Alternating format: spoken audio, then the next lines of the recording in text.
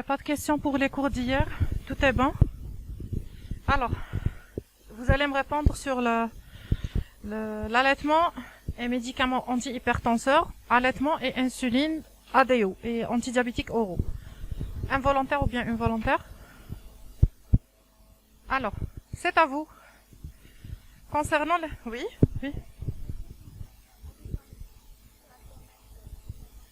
Très bien. Pourquoi?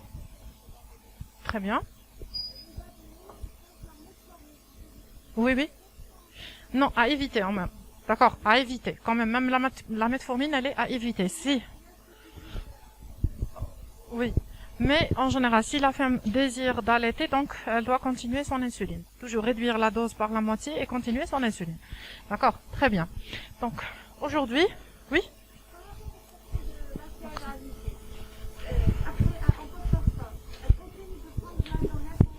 Oui, elle va continuer son traitement en fonction du profil tensionnel. D'accord. Normalement, vous allez avoir, comme pour le diabète, vous allez avoir une chute donc de la tension artérielle. Ce retour sera progressif à la normale. C'est pour ça qu'on a un délai de 6 semaines pour parler d'HTA chronique. Donc ça va prendre quand même un peu de temps. Dans cet intervalle, donc on va conseiller à la femme de faire une prise quotidienne, voire bi-quotidienne d'une tension artérielle et adapter en fonction des chiffres tensionnels. D'accord, très bien. Parce que la cause de l'aggravation ou bien du problème au cours de l'HTA, c'est la grossesse. Lorsqu'on va supprimer la grossesse, on va avoir un retour progressif à la normale. C'est bon, on peut passer? Très bien. Donc aujourd'hui, on va parler de la contraception. Donc c'est un peu vaste. On a un large spectre de méthodes contraceptives, d'accord, qu'on va détailler les unes après l'autre. On va commencer tout d'abord par définir le mot contraception. Pardon. Tout d'abord, quels sont les objectifs pédagogiques du cours, avant de passer à la définition. Donc, qu'est-ce que vous allez apprendre à travers ce cours? La première des choses, vous allez connaître les différentes méthodes contraceptives qui sont disponibles. D'accord. Deuxième des choses, vous allez pouvoir choisir, si on peut dire ça, la méthode appropriée pour chaque femme. Donc, c'est toujours le cas par cas. En cas de présence de pathologie, en cas de présence de contre-indication de telle ou telle méthode, qu'est-ce que je dois choisir en seconde ligne, d'accord? Il faut connaître également les effets secondaires et surtout les contre-indications de chaque méthode contraceptive. C'est très important. Sinon, vous allez faire des bêtises et vous allez avoir des conséquences par la suite. Parce que la caractéristique essentielle donc, de la contraception, il faut qu'elle soit efficace, il faut qu'il y ait une innocuité, c'est-à-dire qu'elle soit sans danger, qu'elle ne va pas nuire. D'accord? Vous n'allez pas provoquer des problèmes de santé, par exemple, à cause de votre contraception. D'accord? On va revenir à la définition. Donc, la contraception, c'est l'ensemble des méthodes ou bien des procédés temporaires et réversibles qui sont utilisés pour éviter la survenue d'une grossesse qui est non désirée. D'accord? La femme, par exemple, elle vient d'accoucher, elle veut faire un espacement de naissance de 2, 3 ans, 4 ans. Elle vous demande donc de trouver la méthode appropriée pour éviter la survenue d'une grossesse au cours de cette période. Il faut que cette méthode soit réversible, c'est-à-dire dès l'arrêt de la méthode contraceptive, elle peut tomber enceinte à nouveau. La seule méthode qui est irréversible, c'est la technique chirurgicale ligature des trompes. D'accord? Elle est réservée à des cas particuliers. On va parler de ça vers la fin du cours. La deuxième des choses, pour évaluer l'efficacité d'une méthode contraceptive, on va utiliser ce qu'on appelle l'indice de Pearl. On va prendre un échantillon de 100 femmes, on va les mettre sous une méthode contraceptive X, par exemple pilule ou bien stérilée, on va observer le nombre de grossesses accidentelles survenues sur une période de 12 mois. C'est clair? Donc on va prendre échantillon de 100 femmes, par exemple on va les mettre sous pilule œstroprogestative sur une période d'une année ou bien 12 mois et on va observer le nombre de grossesses survenues malgré la méthode contraceptive. Donc selon vous, lorsque l'indice de Pearl est élevé, est-ce que cette méthode, elle est efficace ou non? C'est le contraire. Donc, vous avez des grossesses, plus la méthode, elle n'est pas efficace. C'est clair.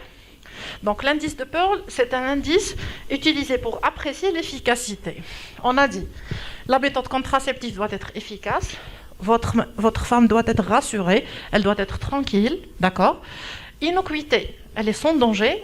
On ne va pas créer des problèmes, par exemple, provoquer la survenue d'une HTA, de diabète, un problème thromboembolique, etc., à cause de la contraception. La troisième des choses, elle doit être acceptée. C'est très important. Vous ne pouvez pas imposer donc, quelque chose à la femme, quelque chose qu'elle ne veut pas. Par exemple, il y a certaines femmes qui n'acceptent pas la présence d'un corps étranger dans leur utérus, qui est le stérilet. Elles refusent donc le stérilet. Vous allez essayer de la convaincre si vous trouvez que c'est la méthode la plus appropriée pour elle, mais vous ne pouvez pas l'imposer. D'accord ? Et la réversibilité, bien sûr, dès qu'elle décide donc d'enfanter à nouveau, cela sera possible dès l'arrêt de la contraception. C'est clair jusque-là? C'est simple.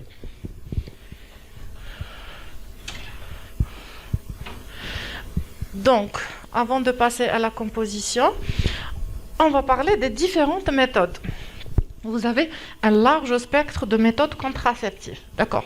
La première des choses, il y a des contraceptifs qui sont hormonaux, des méthodes hormonales. Il y a des méthodes non hormonales. D'accord. Pour être clair. Les méthodes hormonales, vous avez la contraception œstroprogestative, c'est-à-dire ce moyen contient à la fois des œstrogènes et de la progestérone. D'accord. Et vous avez la contraception progestative pure, c'est-à-dire elle contient que de la progestérone, pas d'œstrogène. Et vous avez les différentes formes. Cette contraception peut être sous forme orale, pilule. Il peut s'agir de patch ou bien d'anneau vaginal, comme il peut s'agir de stérilet hormonal, le DU, dispositif intra-utérin, qui va délivrer des hormones, qui est la progestérone, ou bien d'un implantant placé au niveau du bras. On va détailler toutes ces méthodes, d'accord? Mais pour avoir une idée claire, donc contraception hormonale, c'est l'ensemble des méthodes que je viens de citer, et vous avez les méthodes non hormonales, par exemple le stérilet en cuivre, il ne contient pas d'hormones, d'accord? Les méthodes naturelles, c'est la méthode de la courbe de température, la méthode de Billing, d'Oginoknos qu'on va détailler vers la fin, d'accord? C'est clair? La première des choses, on va commencer par la contraception œstroprogestative. Donc, elle associe un œstrogène et un progestatif. En général, pour la composition des pilules, je ne vais pas vous encombrer par ça, parce que la pilule, c'est quoi? C'est une combinaison. Cette contraception, c'est une combinaison entre un œstrogène. En général, dans tous les cas, c'est le ténylœstradiol. C'est le même oestrogène, d'accord? Mais l'industrie pharmaceutique, elle est en train de jouer sur la composition en progestatif. Il y a plusieurs types de progestatifs. Vous avez première génération, deuxième, troisième, quatrième génération. Pourquoi? Pour améliorer la tolérance, d'accord? Pour avoir moins d'effets secondaires. Parce que chaque femme va répondre différemment par rapport à l'autre. D'accord? C'est pas la même chose. Par exemple, je vais prendre une de vous et je vais deux étudiantes, je vais les mettre les deux sous la même méthode contraceptive. L'une va bien la tolérer, par contre, l'autre va présenter des effets secondaires, par exemple. Donc, l'industrie pharmaceutique, elle va jouer sur la composition de ces pilules pour améliorer la tolérance, c'est tout. Je ne vais pas entrer dans les détails, c'est le progestatif X ou Y, ça ne m'intéresse pas. L'essentiel pour moi, c'est connaître le dosage de ces pilules, d'accord? C'est-à-dire, au cours... pardon, je reviens en arrière. Pardon. C'est pas écrit sur la diapo. Donc, les progestatifs, vous avez plusieurs types. Ils sont déjà cités sur cette diapo. Mais pour ce qui est intéressant pour moi, c'est beaucoup plus le dosage en œstradiol, en éthényl-œstradiol. On parle de pilules normodosées et de pilules mini-dosées. Normodosées, elle contient 50 gamma d'éthényl-œstradiol. Les mini-dosées, vous avez plusieurs types. Il y a des pilules qui contiennent 15, 20, 30 et 35. D'accord? Donc, il y a des pilules qui ont un dosage plus élevé, mais ils sont appelés normodosés. En œstradiol, éthényl-œstradiol. Il y a d'autres qu'on appelle mini-dosés, contient 15, 20, 30 et 35. Pourquoi ce changement? Toujours, c'est améliorer la tolérance. Si, par exemple, vous mettez votre femme sous 30 gamma de tényl'estradiol et elle va présenter des effets secondaires qui vont vous orienter vers l'excès d'œstrogène. Donc je dois changer de pilule et passer vers la pilule qui est moins dosée en estradiol. C'est clair? C'est ça l'objectif. Donc il faut connaître les dosages et observer la femme pendant 3 à 6 mois. Si elle présente, donc elle est bien tolérée, tant mieux. On va continuer avec la même pilule. S'il y a un problème, par exemple, elle vient vous ramener la notion de maux de tête, de tension mammaire, c'est des signes qui vont vous orienter vers l'excès d'œstrogène. Donc je dois changer, je dois abaisser le taux d'œstrogène. Par exemple, elle était sous pilule à 30 gamma, je vais passer à la 20 gamma. C'est tout, c'est l'essentiel pour moi. Il faut retenir ça, d'accord? Le cas contraire, elle vient vous ramener des signes qui sont en rapport d'hypoœstrogénie. Par exemple, elle a des règles qui sont très abondantes, ou bien des spottings. Donc, c'est en faveur de l'hypoœstrogénie, je dois passer vers une pilule qui est plus dosée. C'est très simple. Donc, je vais jouer sur le dosage afin d'obtenir donc l'idéal pour cette femme. C'est clair pour la composition. Vous trouvez également monophasique, biphasique, triphasique. C'est quoi? Toujours, on va jouer sur le dosage des œstrogènes. Dans certaines pilules, lorsque la pilule elle est monophasique, vous allez trouver le même dosage. Tous les comprimés contiennent le même dosage en oestrogène et en progestatif. D'accord, c'est le même dosage. Lorsqu'on dit une pilule est biphasique, vous allez au cours, par exemple, la pilule elle contient 21 comprimés. Par exemple, au cours des 10 premiers comprimés, vous allez trouver un dosage de tényl'estradiol. La deuxième phase, vous allez avoir une ascension. D'accord. Toujours, on a dit que l'industrie pharmaceutique, elle joue sur ces dosages pour améliorer la tolérance. C'est ça, biphasique et triphasique, c'est ça la signification. Vous allez changer, par exemple, les 7 premiers comprimés contiennent 30 gamma. Ensuite, les 7 qui vont faire suite, vous allez avoir 40, puis vous allez avoir la régression. Tout cela, c'est une composition, ça ne vous intéresse pas beaucoup. L'essentiel pour nous, d'accord, c'est de savoir choisir la pilule qui est idéale, d'accord, qui a le moins d'effets secondaires. Je reviens sur l'œstroprogestatif, pardon. Donc, la contraception œstroprogestative, elle contient, donc, elle va englober 3 formes. Vous avez la pilule dont on a parlé, vous avez la pilule, vous avez les patchs et l'anneau vaginal. On va les détailler tous. Donc, premièrement, on va faire un petit rappel physiologique pour comprendre le mécanisme d'action des pilules.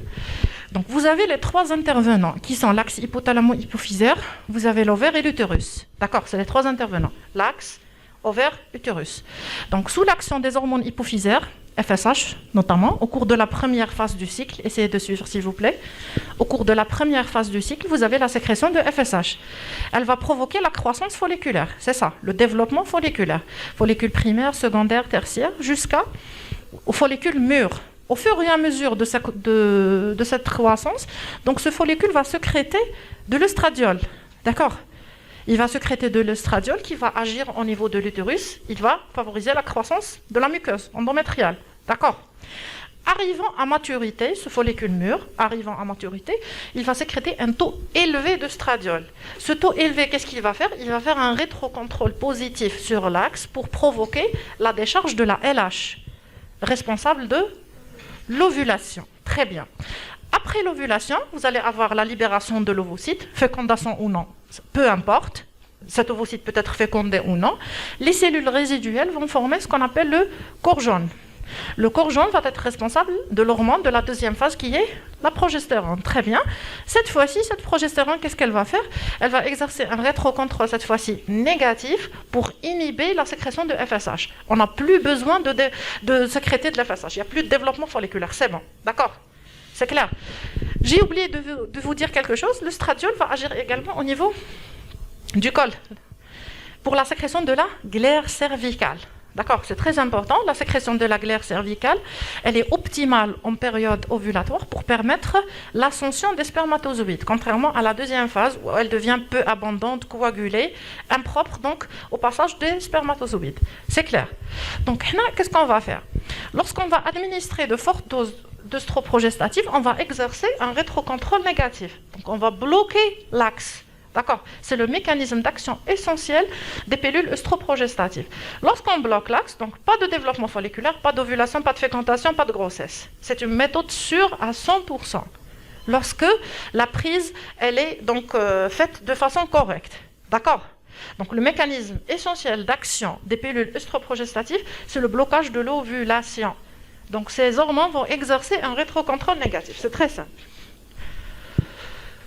Donc, il y aura également, en plus de ce blocage de l'ovulation, une modification de l'endomètre qui va devenir impropre à l'anidation et une modification de la glaire cervicale pour empêcher les spermatozoïdes de franchir le col utérin. D'accord? Mais le mécanisme essentiel, c'est le blocage de l'ovulation. C'est simple? C'est très bien. Pour les contre-indications, c'est très important. Donc, j'ai dit au début du cours que vous devez connaître les effets secondaires et les contre-indications de chaque méthode contraceptive pour ne pas nuire, d'accord? Pour ne pas faire des problèmes. La première des choses, donc, éviter les pilules œstroprogestatives en cas de troubles métaboliques, c'est-à-dire diabète, dyslipidémie, d'accord? Pourquoi? Pourquoi le diabète? Pourquoi cette hyperglycémie? Qui peut m'expliquer? En général, donc les effets secondaires et les contre-indications des œstroprogestatifs sont dus aux œstrogènes. D'accord? C'est les œstrogènes qui ont plus d'effets donc indésirables, on peut dire ça. Donc au cours du diabète, vous avez quoi? Au cours du diabète, vous allez avoir les œstrogènes vont provoquer une baisse de la glycogénolyse. Donc le pancréas va travailler davantage. Donc il y aura un hyperinsulinisme. Or, votre pancréas, il est défaillant. Il ne pourra pas assurer ce besoin. Il va s'épuiser davantage. Donc il faut éviter de donner ce type de contraception. Si vous avez déjà une femme qui est prédisposée, comme pour le diabète, lorsque vous donnez cette hormone, vous allez provoquer un diabète. C'est comme la grossesse. On a dit hier que la grossesse, c'est le phénomène qui va déclencher le diabète chez des femmes qui sont à risque. C'est la même chose pour les œstroprogestatifs. D'accord? Si vous trouvez, par exemple, une femme qui a fait un diabète gestationnel, antécédent de macrosomie fœtale, etc., évitez de prescrire les œstroprogestatifs. Vous allez déclencher le diabète. Hyperinsulinisme, il va provoquer un hyperinsulinisme, alors que le pancréas, il est déjà défaillant. D'accord? Les affections cardiovasculaires, l'HTA, l'œstrogène, qu'est-ce qu'il va faire? Il va entraîner l'activation du système rénine, angiotensine, aldostérone, qui va favoriser la vasoconstriction, qui va aggraver l'HTA. La même chose à éviter. Les cardiopathies, contre-indications. D'accord? Les œstrogènes sont contre-indiqués en cas de cardiopathie. Les affections hépatiques et rénales, l'insuffisance rénale, d'accord? Évitez les œstrogènes, les problèmes hépatiques également, parce que vous allez avoir le passage hépatique du médicament. Les cancers hormonodépendants, c'est clair, et les antécédents thromboemboliques, artériels ou bien veineux, parce que les œstrogènes sont thrombogènes, ils vont entraîner l'augmentation des facteurs de la coagulation. Donc vous avez remarqué, et l'allergie bien sûr, que tous ces effets, toutes ces contre-indications sont relatives surtout à l'œstrogène. C'est clair? Donc il faut bien interroger la malade, il faut bien définir le terrain avant de donner une méthode contraceptive. Ça paraît simple, mais si vous faites une erreur, la femme peut payer par un accident thromboembolique. D'accord? C'est clair? On passe. Pardon. Donc on a parlé de ça pour la prise des pilules. Donc on a déjà parlé de ça, la composition. Normalement, la pilule œstroprogestative, elle contient la plaquette, elle contient 20-21 comprimés actifs, de produits actifs, de principes actifs. Des fois, vous pouvez trouver des plaquettes avec 28 comprimés. Pourquoi? L'industrie toujours pharmaceutique a rajouté les 7 comprimés qui contiennent des compléments alimentaires pour éviter l'oubli. Le problème essentiel avec la pilule, c'est l'oubli. D'accord? Donc, qu'est-ce qu'on va faire? On va commencer la prise à partir du premier jour des règles, au plus tard le 5e jour. D'accord? On va commencer le premier comprimé. On va demander à la femme de prendre son comprimé à la même heure. À heure fixe, d'accord? Parce que l'oubli, si elle l'oublie plus de 12 heures, plus pour les œstroprogestatifs, elle risque la grossesse. Parce que le frein, l'œstroprogestatif, c'est quoi? C'est un frein qui est sur l'axe hypothalamo-hypophysaire. Si elle ne prend pas son comprimé à temps, vous avez le risque d'échappement. D'accord? Donc le premier comprimé a débuté le premier jour des règles à heure fixe pendant 21 jours. Puis elle va arrêter pendant 7 jours. Au cours de ces 7 jours, il y aura une hémorragie qu'on appelle hémorragie de privation. Alors à ces règles, c'est une hémorragie qui est artificielle. Elle est due à la chute hormonale. D'accord?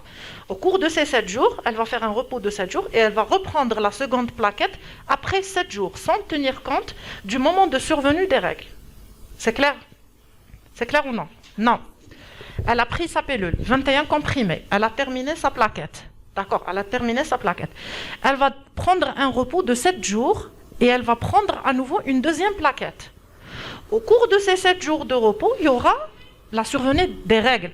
En fait, c'est une hémorragie de privation qui est due à la chute hormonale. Mais ça ne sera pas le repère pour reprendre la deuxième plaquette. Vous m'avez compris, ce n'est pas le repère.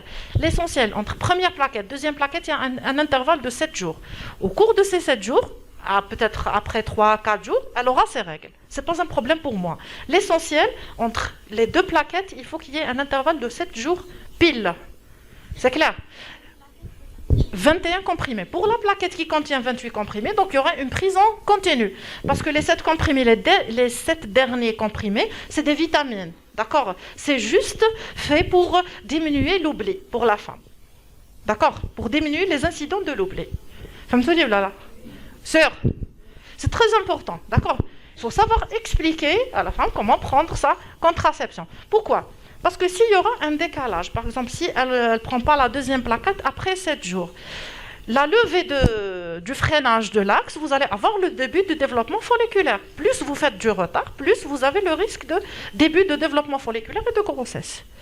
L'intervalle, en cas d'oubli, l'intervalle, il est de 12 heures. S'il est respecté, par exemple, elle a oublié, elle prenait sa pilule à 20 heures du soir, vous lui conseillez généralement le réveil, d'accord, l'alarme, pour lui rappeler le comprimé de la pilule. Si par exemple, elle devrait prendre son comprimé à 20 heures du soir, elle l'a oublié et elle s'est rendue compte à minuit, d'accord? Donc il y a 4 heures de décalage. Il n'y a pas de problème, elle va prendre son comprimé et continuer le lendemain, elle va revenir à 20 heures, elle va prendre son comprimé à même heure.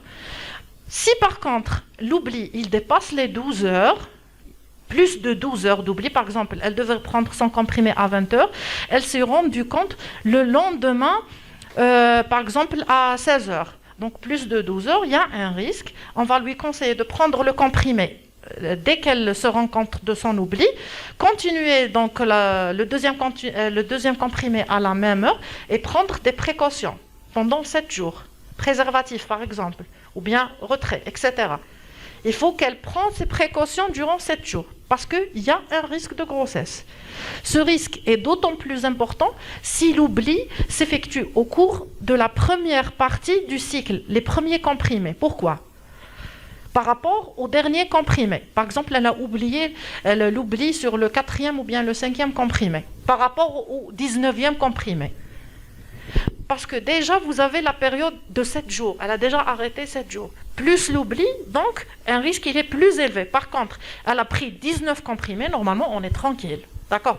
Par rapport au dernier comprimé. Si elle est au 19e comprimé, on peut même lui conseiller de jeter ce qui reste. Par exemple, il reste 2 comprimés. Il n'y a pas de souci. Jeter la plaquette et faire un intervalle de 7 jours et commencer une nouvelle plaquette. Par contre, si l'oubli s'effectue au cours de la première phase, il y a un risque de grossesse. Il est plus important par rapport à la fin de la plaquette. C'est simple. C'est clair? Sûr? N'hésitez pas à poser des questions. Je suis là pour vous. Donc, pour les effets secondaires, c'est la même chose. Donc, on peut avoir l'HTA, des perturbations glucidiques, lipidiques, l'hémostase, la prise de poids. Pourquoi la prise de poids sous œstroprogestatif? Pourquoi? On a dit qu'il y aura une activation du système rénine-angiotensine, rétention hydrosodée. On peut avoir, mais en général, elle est modérée. 1-2 kg, c'est tout. D'accord? Vous pouvez avoir une tension mammaire ou bien des troubles digestifs. Là, c'est le dosage qui est élevé en œstrogène. On doit baisser l'œstrogène. J'ai déjà parlé de ça. Donc la pilule, par exemple, elle est à 30 gamma. La femme vous rapporte la notion de tension, douleur mammaire. Donc baissez la dose d'œstrogène. Nausées, vomissements, c'est la même chose. Le contraire, si vous avez une aménorrhée ou bien des spottings, il faut augmenter la dose d'œstrogène. C'est le progestérone qui a exercé plus d'action par rapport à l'œstrogène. C'est clair? La surveillance, c'est très important. Donc vous allez mettre votre femme sous pilule œstroprogestative, vous devez la surveiller.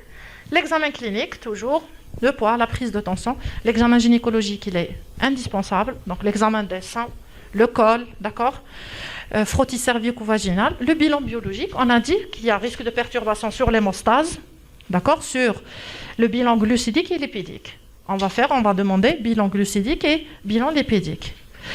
Normalement, l'idéal, c'est de demander un bilan avant de commencer, mais au plus tard, 3 à 6 mois, après la prise de la pilule œstroprogestative. Donc, vous allez convoquer votre femme après 3 mois de prise et vous allez voir, est-ce qu'elle est bien tolérée déjà cliniquement? Est-ce que la femme est à l'aise avec cette contraception? Ou bien il y a des effets secondaires qu'elle va vous signaler, d'accord? Et vous allez voir le retentissement, est-ce qu'il y a des perturbations biologiques? Si vous trouvez par exemple des chiffres glycémiques élevés ou bien chiffres tensionnels élevés, vous allez arrêter la pilule œstroprogestative. C'est clair? Oui ou non? Très bien. Oui?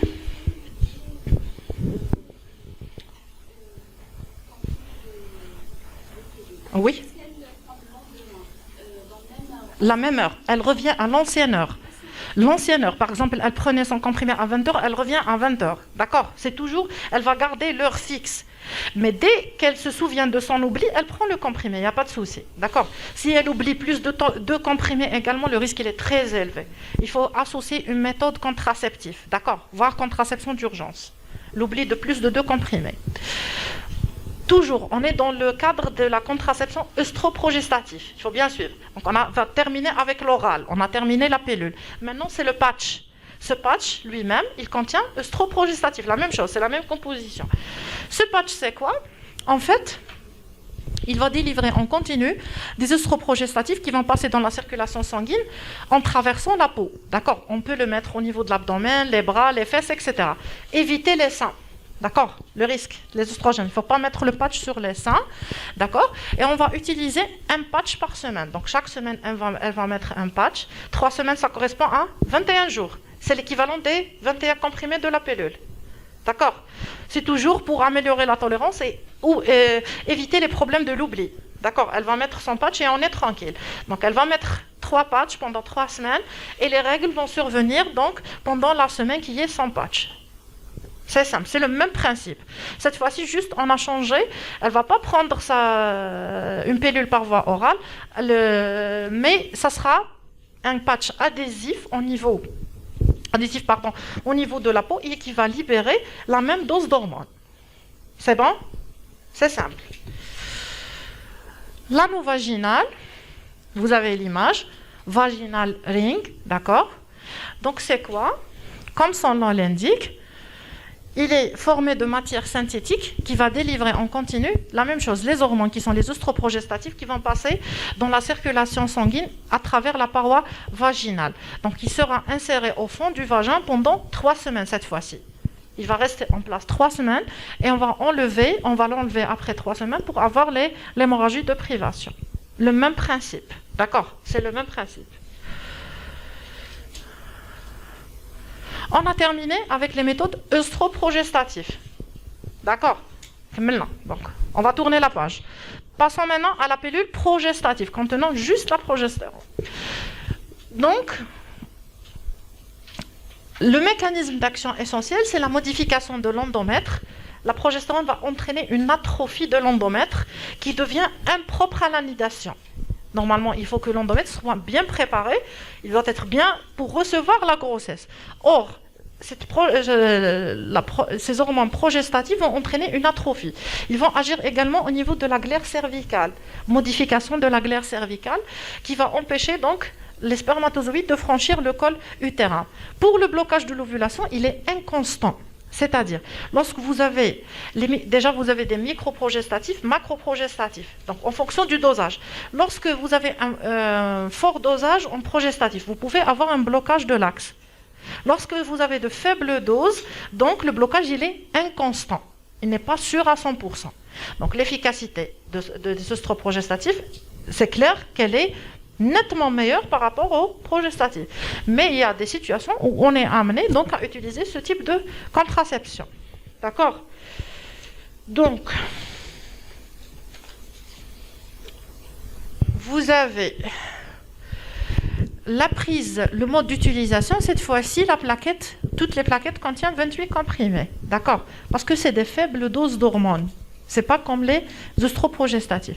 Prendre le premier comprimé toujours au premier jour des règles, sans interruption, d'accord? Le décalage, ça dépend du type de progestatif. Vous avez les microprogestatifs type Microval. Vous entendez parler de Microval? Non? Les pilules, vous connaissez pas?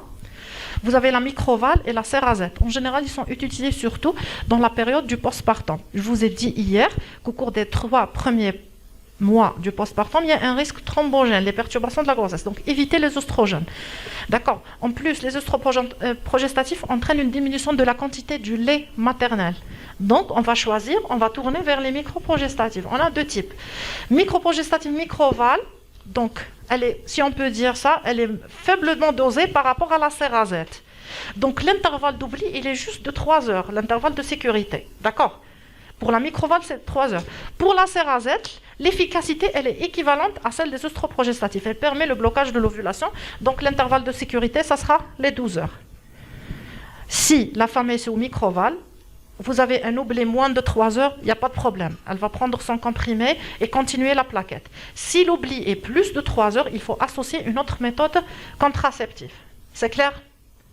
C'est en rapport avec le dosage. La première pilule ne permet pas le blocage de l'axe, contrairement à la deuxième. Et vous allez, après ces micros, vous allez les macros. Vous entendez parler de l'orgamétril, non-mégestrol, médicaments utilisés en période après l'âge de 40 ans pour les femmes qui ont des fibromes, des saignements de la période périménopausique, non? C'est des macroprogestatifs, oui? Oui. Oui? Oui? Tu ne vas pas associer macro, préservatif, d'accord? Préservatif ou bien éviter les rapports ou bien le retrait, une méthode naturelle, d'accord? Spermicide, etc. On va parler de ça vers la fin du cours. Pour les macroprogestatifs, c'est comme leur nom l'indique, ils sont très fortement dosés en progestérone, d'accord? L'indication thérapeutique, on les utilise chez les femmes qui ont des ménorrhagies, des troubles de la périménopause. Au cours de la périménopause, vous avez une hyperostrogénie. On va essayer de compenser cette hyperostrogénie par les macroprogestatifs, d'accord? On peut les utiliser comme contraceptifs, or ils n'ont pas d'autorisation de mise sur le marché, mais ils sont efficaces. Cette fois-ci, ils seront utilisés du 5e au 25e jour des règles, d'accord? On peut les utiliser, ils permettent également un blocage de l'ovulation. Le blocage de l'ovulation, il est dose dépendant. Il faut retenir ça. Plus la dose elle est élevée, plus vous allez avoir un freinage de l'axe. C'est clair? Donc, les principales indications, comme je l'ai déjà dit, c'est la période du postpartum, l'allaitement, ou bien si vous avez des contre-indications aux œstrogènes. Les femmes hypertendues, diabétiques, peuvent prendre, donc au lieu de prendre un œstroprogestatif, elles vont prendre des microprogestatifs. Parce que les effets secondaires sont dus aux œstrogènes. Les contre-indications sont dues aux œstrogènes. Pardon. Qu'est-ce que je suis en train de faire? Donc, pour les contre-indications, les pathologies hépatiques sévères du fait du passage du médicament au niveau du foie, d'accord? Lorsque vous avez par exemple des thromboses qui sont évolutives, certains cancers où on évite toute méthode hormonale, il y a certaines cardiopathies également où il y a contre-indication à toute méthode hormonale, mais c'est des contre-indications qui sont restreintes. Les effets secondaires, le seul inconvénient, c'est l'effet secondaire qui va vraiment provoquer la gêne chez la femme, c'est la survenue d'anomalies du cycle ou bien du spotting, ce qu'on appelle spotting. C'est des saignements de faible abondance qui surviennent dans l'intervalle du cycle, ce n'est pas le saignement des règles. Après les règles, la femme vous rapporte la notion de saignement minime, gênant, d'accord, qu'on appelle spotting. Ces spottings sont dus généralement à l'atrophie de l'endomètre. Donc, soit la femme ne va pas avoir de règles, c'est l'action de la progestérone, elle va entraîner une atrophie de l'endomètre, soit elle va avoir des petits saignements qu'on appelle les spottings. C'est clair? C'est le principal effet secondaire, c'est l'effet secondaire qui va causer le plus de gêne chez votre femme. On a terminé avec la pilule orale, progestative, c'est bon, c'est simple. Vous avez microprogestatif type microval, progestatif de troisième génération qui est la Cerazette, elle est plus efficace, et vous allez les macroprogestatifs, d'accord? Toujours c'est la voie orale. On va passer donc à un autre moyen contraceptif qui est l'implantant sous-cutané. Donc il a la forme d'une allumette, d'accord? C'est quoi? C'est un bâtonnet cylindrique qui va délivrer en continu dans la circulation sanguine un progestatif. C'est comme pour le patch, comme pour l'anneau. C'est le même principe. D'accord? Le mécanisme d'action, c'est le même mécanisme d'action parce que c'est la même hormone. D'accord? Il faut apprendre intelligemment. C'est la même hormone, c'est la progestérone, donc il va agir de la même chose. Il va bloquer l'ovulation parce que c'est un dosage qui est élevé en progestatif. D'accord? Donc, on va le placer au niveau de la face interne du bras, entre biceps et triceps. C'est par là. Il est là. Hein? Il est là, votre implantant. D'accord? On va l'insérer sous anesthésie locale. On va faire une désinfection, une solution antiseptique. On va désinfecter. On va injecter une anesthésie locale et on va l'insérer sous la peau. D'accord? C'est clair. L'insertion se fait premier jour des règles, comme pour la pilule. D'accord? Et le retrait va se faire après 3 ans. D'accord? Donc la durée de vie, si on peut dire ça, donc il contient une charge hormonale qui va suffire pour 3 ans de temps. Après 3 ans, on va faire une petite incision, toujours sous anesthésie, on va le retirer. Et on va éviter le problème de l'oubli. Cependant, si la femme présente des spottings, troubles du cycle sous microprogestatif déjà, il faut penser qu'elle va faire la même chose à peu près avec l'implantant. Donc si elle tolère mal la Cerazette, évitez de lui placer l'implantant. Parce que déjà, il est cher, d'accord? Il coûte peut-être plus d'1 million, 1,2 million. Donc il faut être sûr qu'il s'agit de la méthode la plus appropriée avant de le placer. Mais c'est une méthode efficace, évitez l'oubli et on est tranquille pendant 3 ans. On passe au système intra-utérin. Toujours, c'est la contraception progestative. Cette fois-ci, le dispositif va être placé à l'intérieur de la cavité utérine et il va délivrer la même chose, les hormones. Appelé communément le Mirena, d'accord? C'est ce système intra-utérin libérant de la progestérone. C'est une structure plastique en forme de T. Vous allez avoir toujours la diminution de la quantité des règles. On peut même avoir une aménorrhée. C'est l'action atrophiante de la progestérone. Une bonne efficacité. Cette fois-ci, la durée d'action, elle est de 5 ans. D'accord? Il va rester en place 5 ans. Les principales contre-indications cette fois-ci, les malformations utérines. D'accord, lorsque vous avez, il faut, par exemple, un utérus qui est mal formé, dit delphes, cloisonné, donc on ne peut pas placer le stérilet à l'intérieur de la cavité. Vous pouvez entraîner une perforation. Vous avez le risque infectieux.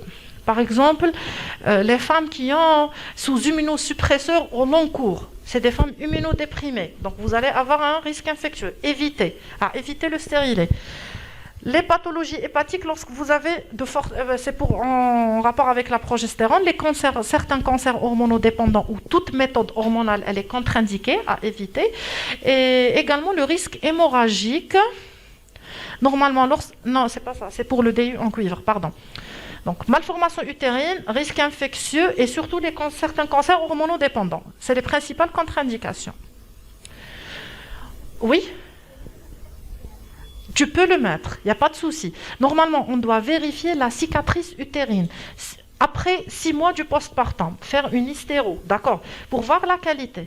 On peut même faire, donc placer un stérilet sous hystéroscopie. L'hystéroscopie, c'est quoi? C'est une caméra qu'on va introduire par voie basse et on va guider notre pose de stérilet pour éviter la perforation. Parce que l'utérus cicatriciel, il y a une cicatrice de césarienne, c'est fragile. Donc si on met notre stérilet d'une façon qui est brutale, fausse, on risque de perforer. D'accord. Il faut qu'il y ait une bonne qualité de la cicatrice et vous pouvez le placer même avec des utérus multicicatriciels qui ont 2 césariennes, 3 césariennes. C'est clair, c'est bon? Donc, on a terminé avec les méthodes hormonales, c'est bon. On a parlé œstroprogestatif, contient pilule, patch anovaginal. Progestatif, c'est la pilule, le stérilet et l'implantat. C'est simple. On a terminé avec l'hormonal. La contraception mécanique non hormonale, vous avez un autre type de stérilet ou bien de dispositif intra-utérin. Cette fois-ci, il ne contient pas d'hormones. Cependant, il contient du cuivre. D'accord? Donc le cuivre, toujours en forme de T, recouvert par un fil de cuivre. Le mode d'action, c'est essentiellement une action toxique. C'est une toxicité directe sur les spermatozoïdes. Ils vont les empêcher de parvenir jusqu'au trompe, d'accord? Ça va créer également une réaction inflammatoire qui va empêcher l'anidation, d'accord? Cependant, est-ce qu'il bloque l'ovulation ou non, selon vous? Très bien. Il ne bloque pas l'ovulation parce qu'il n'y a pas d'hormones. Donc, vous allez avoir un fonctionnement ovarien qui est tout à fait normal. L'action, elle est locale au niveau de la cavité utérine. Réaction inflammatoire plus action toxique sur les spermatozoïdes. La durée d'action, l'efficacité, elle est bonne. C'est 5 ans, la durée de vie, elle est toujours à 5 ans. Cette fois-ci, vous pouvez avoir le contraire, c'est l'augmentation de la quantité ou bien du volume des règles, du fait de la réaction inflammatoire au niveau de la cavité. Vous pouvez avoir des règles qui sont abondantes. C'est pour ça, il faut l'éviter chez les femmes qui ont des maladies hémorragiques. Oui? Pardon?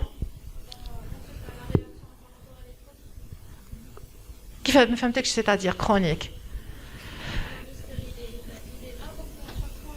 Oui, oui, il y a des modifications qui sont dues au cuivre. Le cuivre va provoquer cette inflammation au niveau de... Non, non, ça sera des règles hémorragiques à chaque fois. D'accord? Ça se manifeste par des règles hémorragiques. C'est tout. Il y aura un saignement abondant vu l'inflammation. Les principales contre-indications, la même chose. Pour ce qui est commun avec le DU hormonal, c'est les malformations utérines parce que le stérilet doit épouser la forme de la cavité utérine. Si vous avez un utérus déformé, impossible de placer le stérilet à l'intérieur. Le risque infectieux toujours. Donc, j'ai oublié de vous dire quelque chose. Il faut toujours faire un examen, faire un frottis cervico-vaginal, donc examiner le col.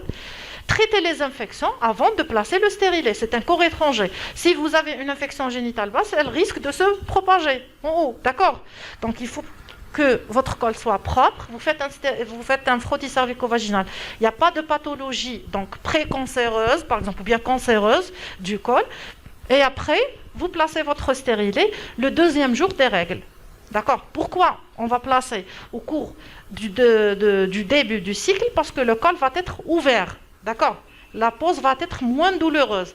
Au cours de la période menstruelle, vous allez avoir l'ouverture du col et vous allez placer votre stérilet. En général, le geste ne nécessite pas d'anesthésie. Il peut être placé en cabinet médical. D'accord? Le risque également, cette fois-ci, la seule différence entre le stérilet hormonal et celui du cuivre, c'est le risque, les maladies hémorragiques. On a dit qu'il peut entraîner une augmentation du volume des règles, donc on ne doit pas le mettre chez une femme qui est par exemple sous traitement anticoagulant. D'accord? Sous Santran, les femmes, le risque thromboembolique, infectieux, les femmes qui ont les cardiopathies, risque d'endocardite, à éviter également. C'est pour ça que votre interrogatoire doit être minutieux. L'examen clinique, un bon examen clinique, afin d'éviter de tomber dans ce genre de problème, pour ne pas faire de bêtises. C'est clair? Oui?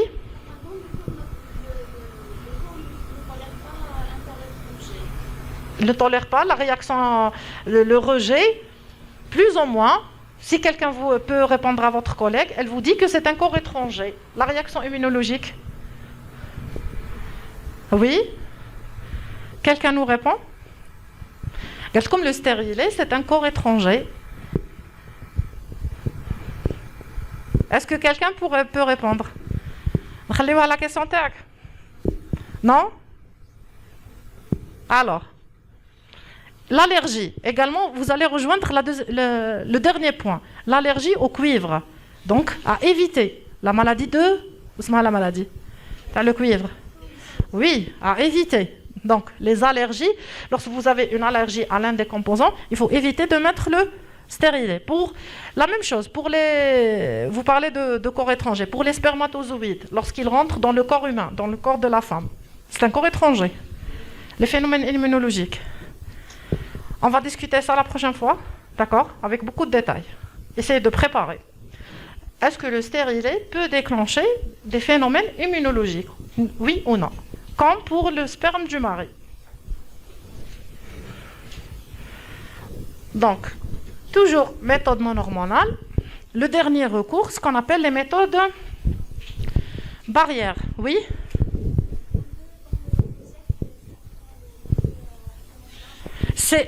Actuellement, c'est débattu, d'accord, mais les dernières recommandations disent que non, on peut prendre un anti-inflammatoire, il n'y a pas de souci au long cours. L'interaction médicamenteuse, c'est surtout les femmes épileptiques qui sont sous antiépileptiques. Il y a une certaine interaction médicamenteuse avec les œstroprogestatifs. Vous devez me répondre sur ça également. Deuxième question. Traitement antiépileptique et œstroprogestatif. C'est très important chez la femme épileptique. Quelle est la contraception la plus appropriée pour la femme épileptique? C'est des cas particuliers, c'est vaste, c'est large, parce que chaque pathologie a ses particularités, d'accord? Par exemple, les cardiopathies, c'est pas la même chose pour toutes les cardiopathies.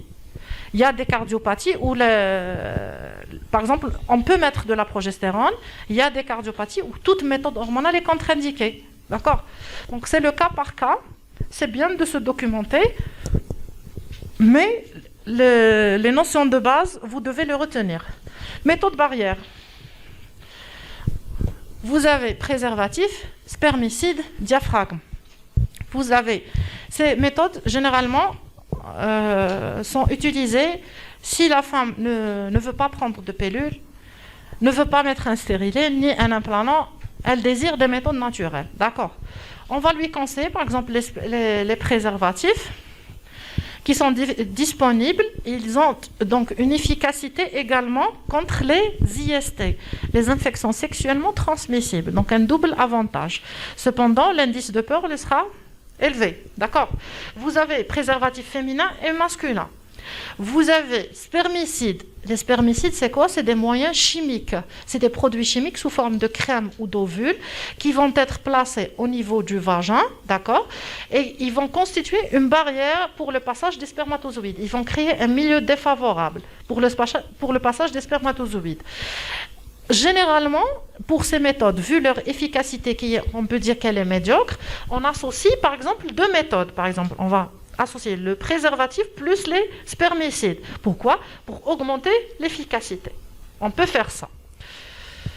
Le diaphragme, c'est un disque, d'accord? Le diaphragme, c'est quoi? C'est un disque souple en latex qui va épouser la forme donc du col. Du col de l'utérus. Il doit être mis en place 6 heures avant le rapport sexuel et on doit l'enlever 6 à 8 heures après. Bien sûr, on doit bien le laver parce qu'il y a un risque infectieux. D'accord, il doit être bien lavé et mis dans le talc. C'est une barrière mécanique. C'est une méthode qui est purement mécanique. Il va empêcher donc l'ascension des spermatozoïdes dans la cavité utérine. Contraception naturelle, vous avez également ce qu'on appelle le retrait ou bien le coït interrompu ou bien l'éjaculation externe. D'accord? Cette fois-ci, c'est le mari à la fin du rapport sexuel. Donc le mari ne va pas éjaculer dans le vagin, mais il va éjaculer à l'extérieur pour éviter le passage des spermatozoïdes dans la cavité utérine. Vous avez également ce qu'on appelle la courbe de température. Quel est l'intérêt de la courbe de température dans la prévention de la grossesse? Pour éviter la grossesse, qu'est-ce qu'on va faire? Il y a une particularité qu'on va observer sur la courbe de température. Qu'est-ce qu'il y a? Qu'est-ce qu'il y aura en période ovulatoire? vous allez avoir ce qu'on appelle un décalage thermique. D'accord? Un décalage thermique, en quelque sorte, vous allez percevoir, vous allez savoir le moment de l'ovulation à travers la courbe thermique. D'accord? Vous allez essayer de deviner le moment de l'ovulation pour éviter les rapports sexuels au cours de cette période. Vous avez également la méthode d'Ogynochnos. L'Ogynochnos, c'est quoi? Vous la connaissez? Donc, vous allez prendre, par exemple, une femme X. Vous allez calculer la durée des cycles menstruels. Le cycle menstruel le plus court et le cycle menstruel le plus lent. D'accord?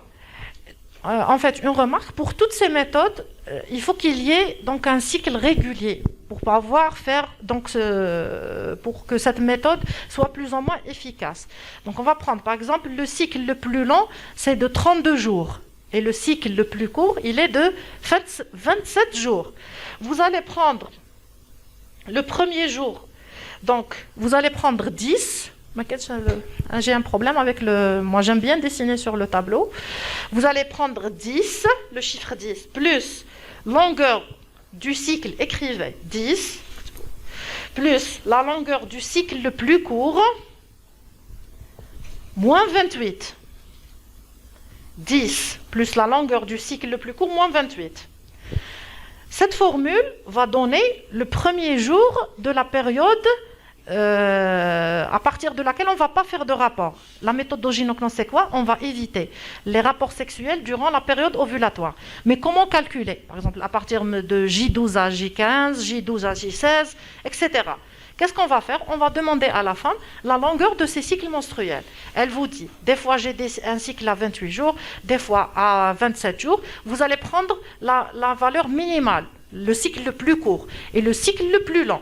Par exemple, on va prendre 27 et 32. Donc 10 plus 27, ça fait 37 moins 28 égale 9. 9. Donc, à partir de J9, elle doit commencer l'abstinence, qu'on appelle l'abstinence sexuelle. Donc, pas de rapport. Le chiffre qui va suivre, qu'est-ce que vous allez faire? 17 plus la longueur du cycle le plus long, 17 plus la longueur du cycle le plus long, moins 28. Ça fait combien? Si on fait le compte avec 32. Comme le cycle le plus long, c'est 32. Non? Impossible. 17 plus 32, 17 plus 32 moins 28. 21. Donc, vous avez l'intervalle entre J9 et J21. Pas de rapport sexuel. Parce qu'il y a un risque de grossesse. Cette formule, elle est basée sur quoi? La durée de vie des spermatozoïdes, elle est de 4 à 5 jours. D'accord? Pour l'ovocyte, c'est combien de temps? 24 heures, très bien. Donc c'est pour ça, et ce n'est pas une science exacte toujours, hein. Ce n'est pas une méthode qui est sûre à 100%. Mais on va essayer d'éviter les rapports au cours de cette période, ou bien d'utiliser par exemple les préservatifs et le retrait, les spermicides au cours de cette période. D'accord? Même si la femme désire faire un rapport au cours de cet intervalle, on va lui conseiller de mettre des préservatifs et des spermicides, par exemple. C'est clair? Oui?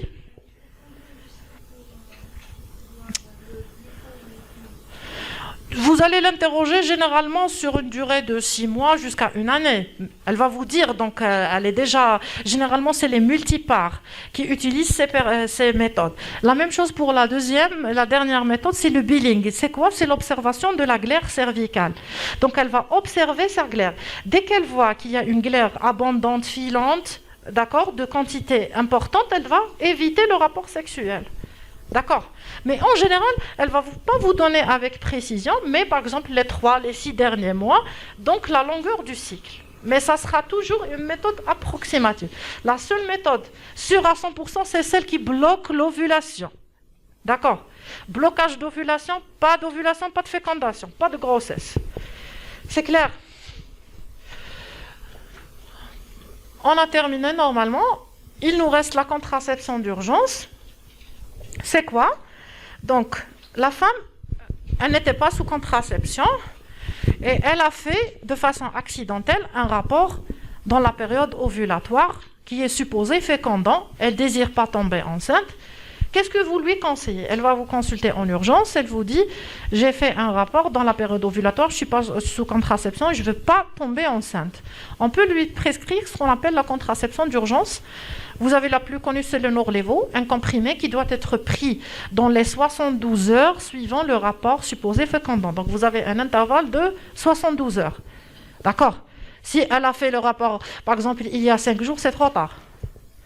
Là, on va tomber dans les problèmes éthiques, religieux, parce que ça sera un avortement. D'accord? Il faut que la prise soit dans les 72 heures suivant le rapport. Vous pouvez mettre un stérilet également, ou bien donner de fortes doses de pilules œstroprogestatives. Vous lui donnez 2 comprimés d'œstroprogestatifs normaux dosés, c'est-à-dire fortement dosés, qui est fortement dosé en œstrogène, à renouveler après 12 heures. Donc elle prend 2 comprimés, 12 heures après, elle va prendre encore 2 comprimés, d'accord? Mais toujours dans l'intervalle des 72 heures. C'est clair? C'est bon? Des questions? Normalement, on a fait le tour de la question. On a parlé de toutes les méthodes et c'est à vous de faire le bon choix. Votre rôle, c'est de bien expliquer donc à la femme les différentes méthodes qu'elle peut utiliser et faire le bon choix. C'est bon? On peut partir? Oui?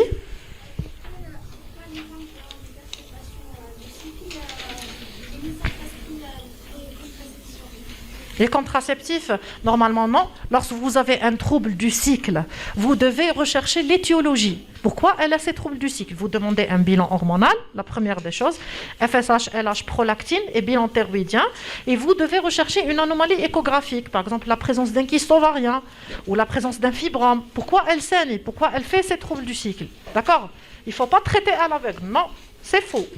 Tu vas utiliser peut-être l'œstroprogestatif pour bloquer le saignement, c'est tout. Mais c'est pas pour traiter l'anomalie du cycle. D'accord? Cette femme, par exemple, elle saigne sans arrêt. Tu veux, par exemple, la mettre tout d'abord au repos, puis l'explorer. Tu as fait ton échographie, tout est bon. Tu peux la mettre sous traitement, par exemple, œstroprogestatif, pour bloquer le saignement, attendre le cycle prochain et demander un bilan hormonal au 3e jour. Parce que le bilan hormonal doit être fait au 3e jour des règles. C'est clair? Mais ce n'est pas pour traiter. Il faut rechercher l'anomalie. Il y a quelque chose qui ne va pas. D'accord? Bon courage.